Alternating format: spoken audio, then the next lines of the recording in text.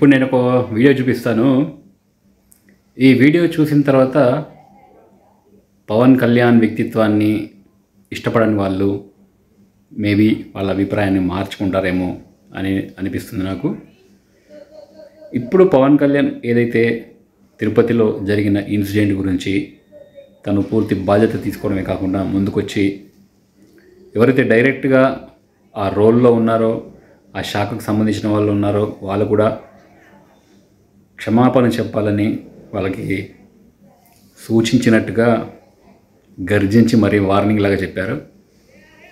అది సూచన అనుకుంటారో, గర్జన అనుకుంటారో, వార్నింగ్ అనుకుంటారో వాళ్ళ ఇష్టం.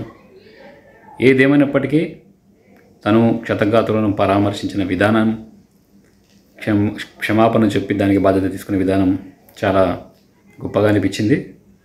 ఇది కొత్త రాజకీయాల వైపు నడిపించవచ్చు. ఎందుకంటే ఇప్పుడున్న రాజకీయాల్లో చంద్రబాబు లాంటి వారైతే వాళ్ళ మీద వీళ్ళ మీద నేపాలు పెట్టేసి ఇది అప్పుడు వైసీపీలో వాళ్ళు చేశారు, వెనక నుంచి జగన్ వచ్చి తోశాడు అని అంటాడు, కానీ బాధ్యత మాత్రం తీసుకోడు. కాబట్టి చంద్రబాబు నాయుడు ఈ వీడియో చూడండి, మీకే అర్థమవుతుంది. ఘటన తర్వాత పవన్ కళ్యాణ్ అంటే మొత్తంగా ఏపీ డిప్యూటీ సీఎం గా ఉన్న పవన్ కళ్యాణ్ ప్రజలకు, బాధితులకు క్షమాపణ చెప్పడం ఇప్పుడు సంచలనంగా మారింది.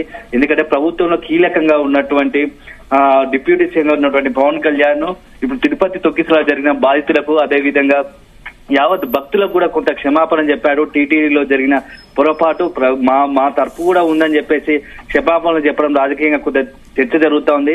ఎందుకంటే చాలా రాజకీయ నాయకులు ఏదైనా తప్పు జరిగిన తర్వాత సమర్థించుకుంటూ ఒక ఇతర పార్టీ వైపు నెట్టడమే జరుగుతూ ఉంటుంది సహజంగా. కానీ పవన్ కళ్యాణ్ మాత్రం తనకు తానుగా క్షమాపణలు చెప్తూ కొత్త రాజకీయాల్లో కొత్త ఒరవడిని సృష్టిస్తున్నారని చెప్పేసి ఇప్పుడు తెలుగు రాష్ట్రాల పాలిటిక్స్ లో చర్చ జరుగుతోంది. ముఖ్యంగా ఎప్పుడైతే తొక్కిసలాట ఘటన జరిగిన తర్వాత బాధితుల దగ్గరకు నేరుగా వెళ్లి ఆ క్షమాపణ కోరుతుంటే ఆసుపత్రిలో చికిత్స పొందుతున్న గాయాల పాలై ఆసుపత్రిలో చికిత్స పొందుతున్నటువంటి బాధితుల దగ్గరకు వెళ్లి మరి క్షమాపణ చెప్పాడు. అది కూడా ఆ ఆసుపత్రి కింద బెడ్ మీద ఉన్న పేషెంట్లను కింద మోకాల మీద కూర్చొని క్షమాపణలు కోరుతా ఇప్పుడు వాళ్ళకు క్షమాపణ చెప్పడం మాత్రం ఇప్పుడు సోషల్ మీడియా పెద్ద ఎత్తున వైరల్ అవుతా ఉంది.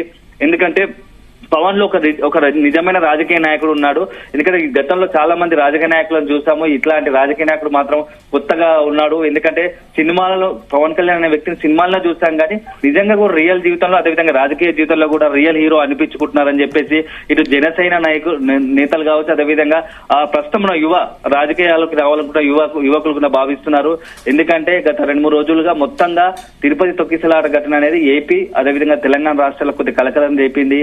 ఎందుకంటే దీని ఘటన